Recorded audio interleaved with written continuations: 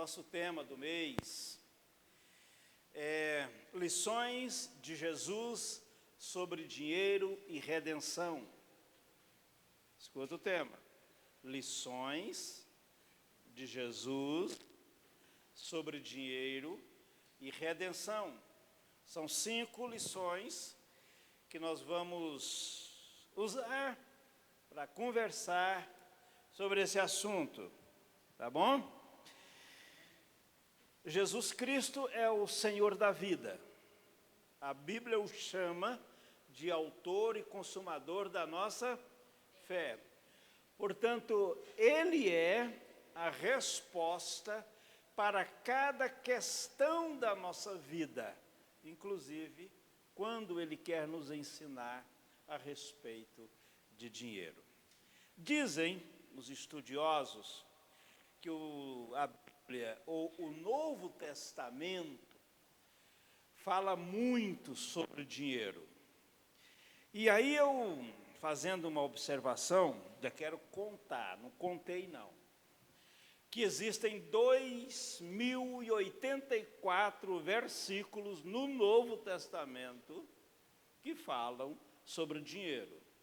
Estou citando, depois eu vou contar para comprovar esse negócio. Oi? É isso. 2084. Jesus, durante o seu ministério, pelo menos o que está registrado, ele contou 38 parábolas. Isso nos 4 evangelhos registrados. João diz que ele falou mais, que ele ensinou mais, mas ninguém escreveu. Dessas 38 parábolas que Jesus contou, 16 delas estão relacionadas com dinheiro ou coisas afins, né? Então, a gente percebe que ele falou muito sobre isso. E é isso que a gente quer explorar um pouquinho. O que nós vamos aprender de Jesus? Falando ou nos ensinando sobre dinheiro. Na época de Jesus, já existia dinheiro. Embora não houvesse o papel moeda como nós temos hoje, mas tinham lá, né,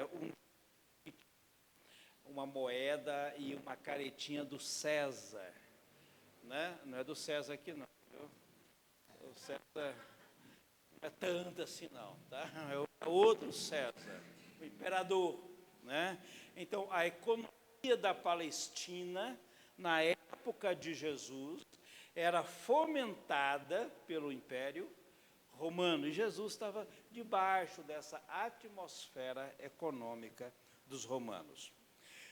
Eu descobri 3 frases que eu só coloquei aqui, só para a gente pensar o que outras pessoas também pensaram, né?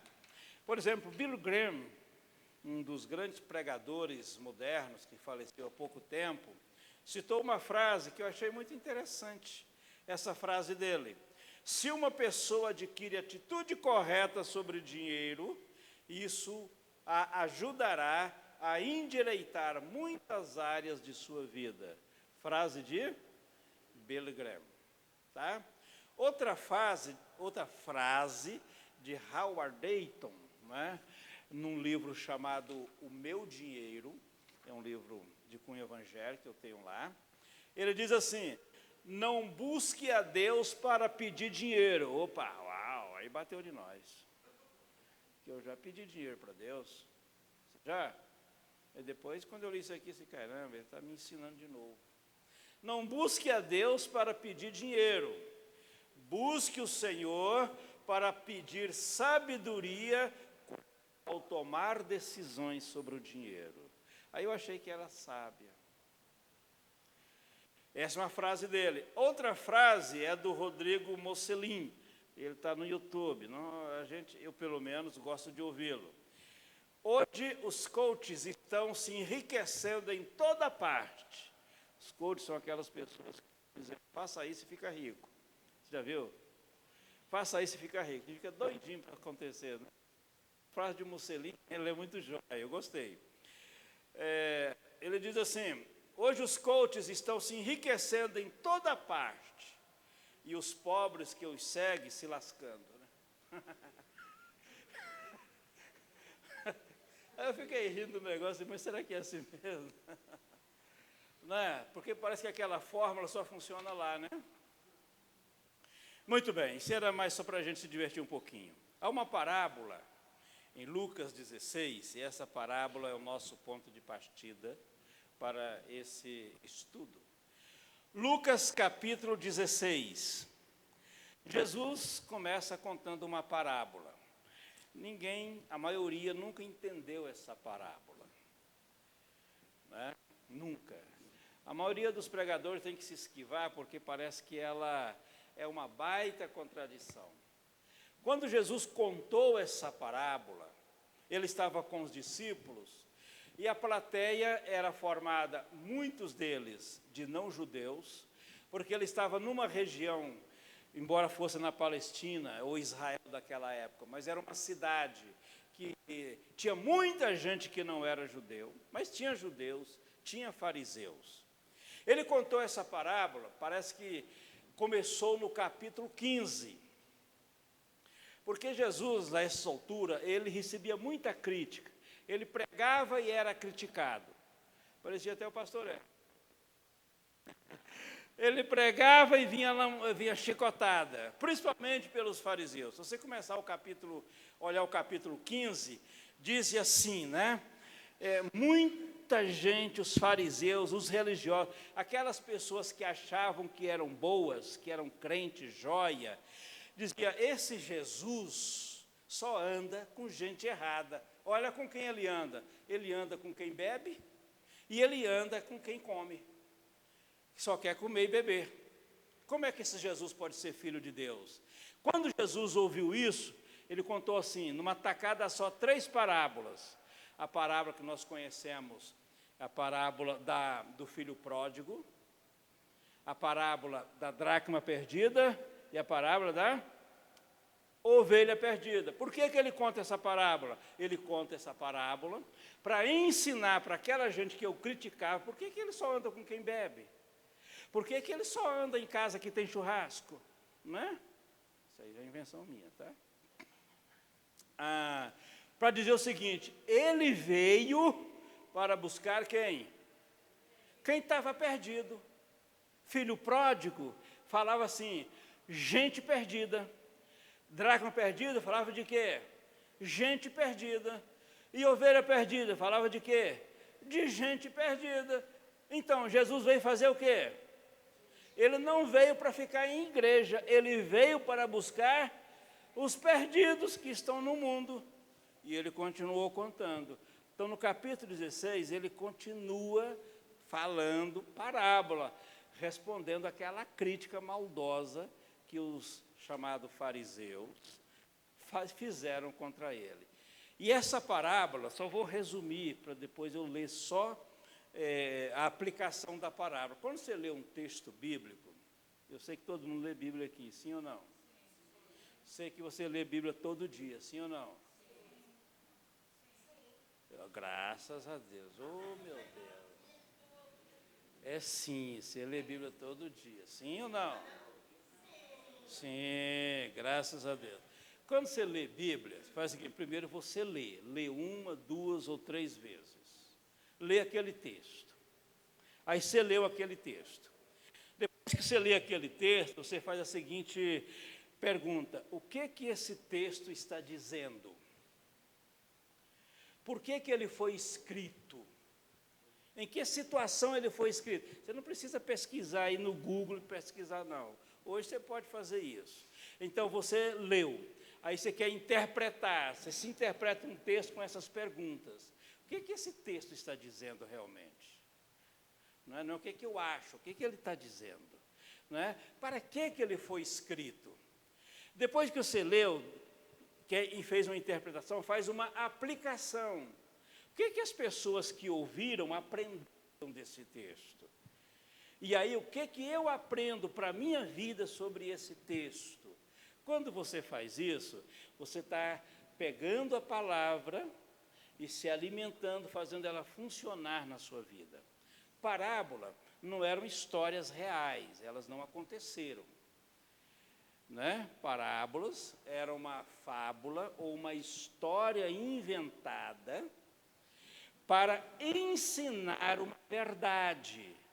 Então, o segredo não está na parábola em si, o segredo está na verdade que a parábola quer ensinar. Se a gente for pregar parábolas tentando pegar os detalhes, aí a gente faz confusão. Obrigado, viu, Alexandre? Seu galardão está garantido, viu, filho? Está na Bíblia, está na Bíblia. Quem dá água para um pequenininho pobre, né, ele já tem galardão. Não é, Omar? Então, quando a gente pega uma parábola, a gente não entra nos detalhes, porque aí a coisa não iria funcionar, né? Por exemplo, parábola das 10 virgens. Como é que uma noiva só vai casar com 10 virgens num casamento só? Não tem jeito, né? Mesmo que naquele costume poderia ter poligamia, mas jamais acontecia. Davi casou com um punhado, mas não naquela cerimônia como parábola das 10 virgens. Então, porque era uma comparação, é uma história para ilustrar uma verdade. Aqui, então, tem uma parábola. Essa parábola, ela é chamada, tem aí em alguns lugares, se você pegar no cabeçalho, tá? A parábola do administrador infiel. Quem pôs esse nome na parábola não foi Jesus. Não foi Jesus que pôs esse título para a parábola. Quem pôs esse título foi alguém que fez versões da Bíblia.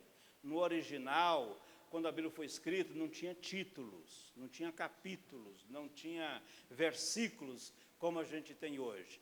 Então, aí alguém disse, alguém da parábola foi traduzido do grego para o latim, depois para o português. Bom, esse cara aqui é infiel. Eu vou chamar essa parábola de a parábola do administrador infiel. Há quem discorda desse título. Eu discordo. Se eu olhar o que aconteceu na parábola, eu diria assim, a parábola de um administrador esperto. Viu? Diferente. Esperto. Por quê? Nós vamos ver. Então, Jesus contou assim a seguinte parábola. Depois vamos ver por que Jesus conta essa parábola. Havia um empresário rico, empresa boa, que contratou um administrador para aquela empresa. Empresas grandes têm seus administradores, não tem? Passado um tempo, o empresário começou a ouvir rumores de que o administrador estava desperdiçando dinheiro. Não disse que ele estava roubando, disse que ele estava desperdiçando dinheiro. Pagando viagem de jatinho, isso aí eu estou inventando, viu? Comprando coisas desnecessárias. E essa notícia chegou para o empresário. O empresário disse, olha, eu vou mandar fazer uma auditoria nessa empresa, porque a conta não bate, estão me dizendo que você está desperdiçando dinheiro e vai ser despedido por isso. Aí o administrador disse, caramba, a essa altura da vida eu ficar sem emprego, já estou velho, cansado, doente, não dou conta de arrumar outro emprego, não sou aposentado. Pedir dinheiro para os outros é uma vergonha para mim nessa posição, nessa idade. E eu vou ser despedido do emprego, então eu vou fazer o seguinte, para que as coisas se resolvam.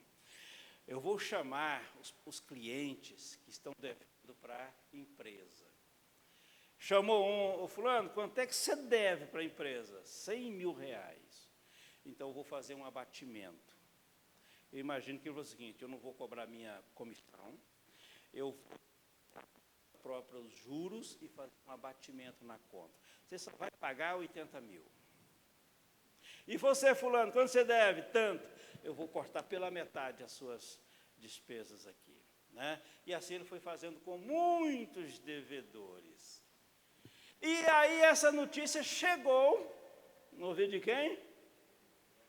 do empresário, do dono da empresa. Ele foi para a cadeia? Não. É essa reação que surpreende a gente. Quando Jesus conta a parábola, diz: quando o empresário soube dessa atitude esperta do administrador, ele disse: esse cara é esperto, esse cara é inteligente. E por que ele é inteligente? Porque ele trabalhou uma situação para reverter um problema no qual ele estaria sucumbido. Aí Jesus vai então fazer a aplicação da parábola. Aí a parábola para o seguinte: como é que Jesus faz isso, dizendo que um cara é desonesto? Aos nossos olhos parece, mas Jesus não disse que ele era. E não foi Jesus quem elogiou esse administrador. Na parábola foi o dono da empresa que olhou: esse cara é esperto, esse cara aí é sagaz. Olha a aplicação que Jesus faz da parábola, começando com o 8, versículo 8. O Senhor não é o Senhor Jesus não, tá? É o dono da empresa. O Senhor elogiou o administrador desonesto. Por que desonesto?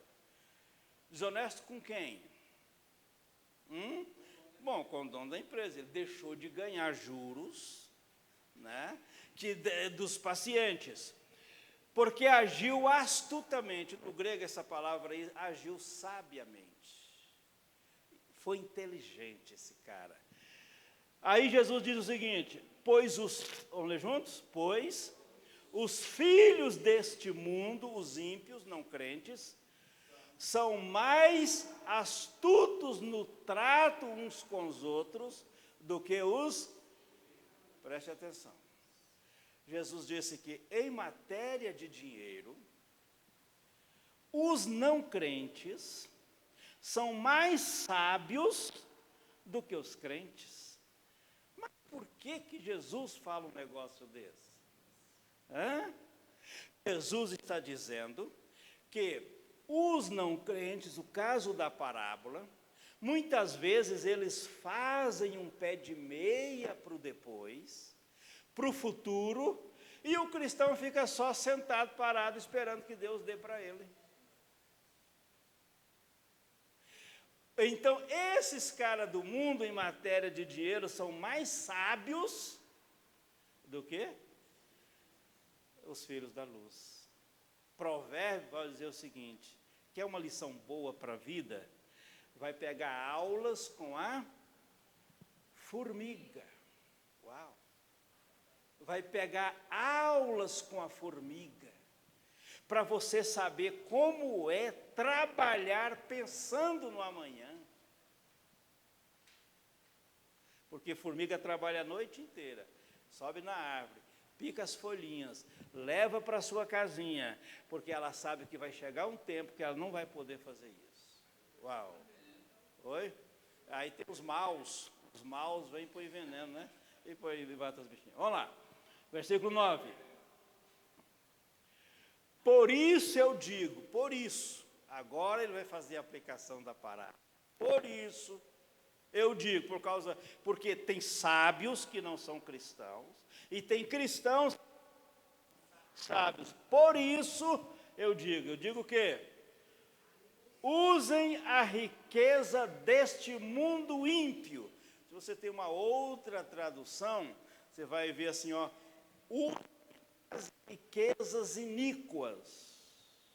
Não é isso que está aí? Na atualizada, as riquezas iníquas. Aí, por que riquezas iníquas? Sabe por quê? Porque todo dinheiro é iníquo. Deus não tem fábrica de dinheiro.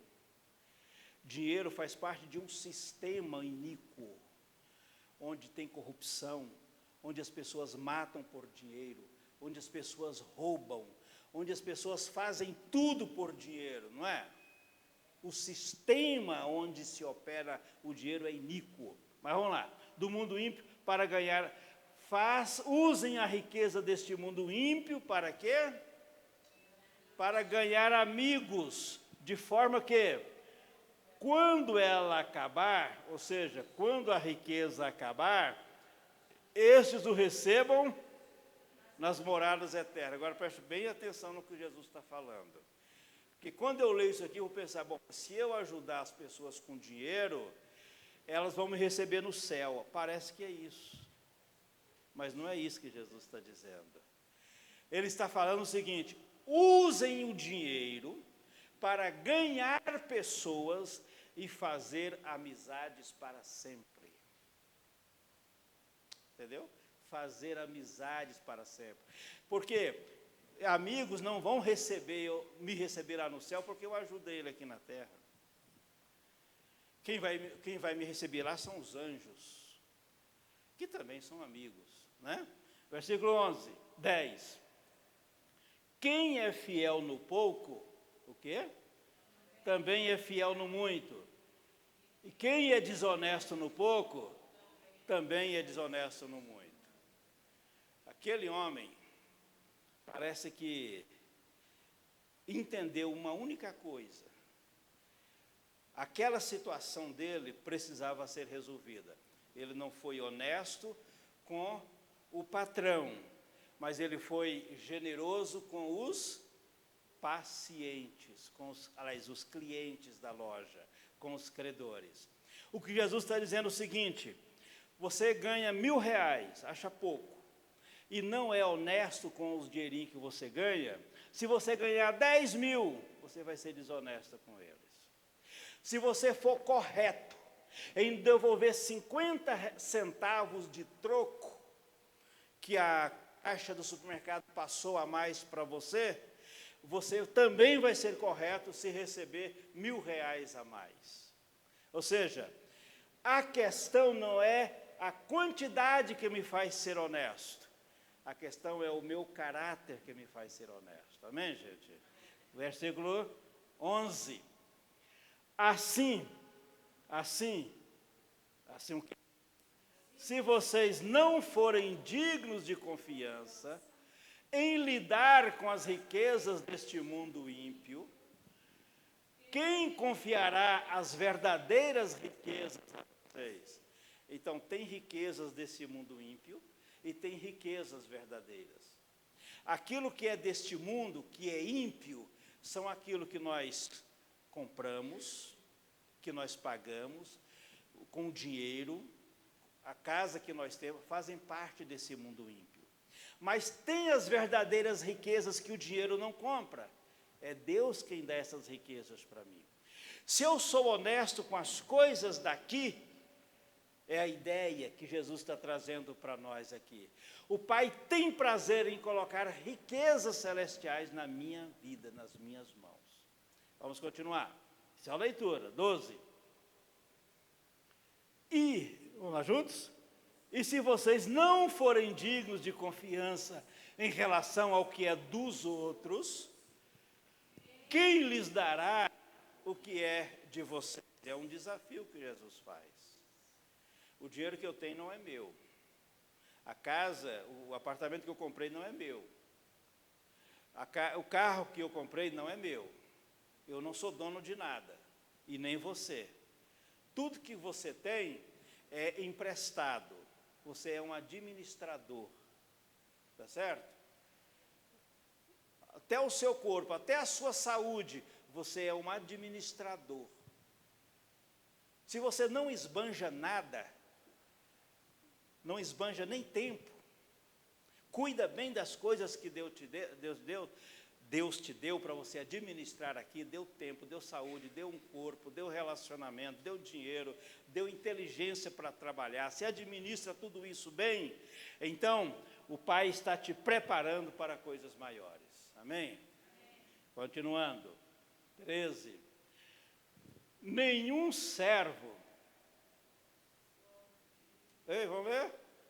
Nenhum servo pode servir a dois senhores, pois odiará um e amará o outro, ou se dedicará a um e desprezará o outro. Vocês não podem servir a Deus e ao dinheiro. O que esse texto tem a ver com a parábola? Por que Jesus quer aplicar isso aqui na parábola que ele contou. O coração do administrador, contratado para a empresa, não tinha nada a ver com o patrão. Ele amava quem? Ele amava o dinheiro, ele amava o seu bem-estar. Sair daqui e procurar outro emprego? Não, eu quero a vida boa, quero arrumar amigos para que eles me ajudem depois. Pronto. Jesus aplica isso aqui usando, ele faz uma abertura para dizer o seguinte: nesse mundo você tem dois amores. Quem tem dois amores aqui? Você tem dois amores. Só que você não pode amar os dois da mesma forma. Em outras palavras, há dois deuses que concorrem ao nosso coração. Há dois deuses nesse mundo que concorrem. Um é o Deus criador dos céus e da terra, Senhor de todas as coisas, e o outro é o Deus dinheiro, o Deus mamon.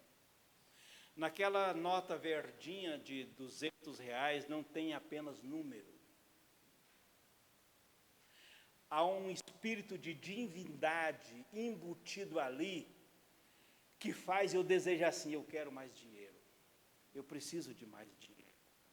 E quando esse dinheiro não vem, ou alguma coisa atrapalha dentro de casa, no meu dinheiro, eu brigo. Você já brigou por causa de dinheiro, sim ou não?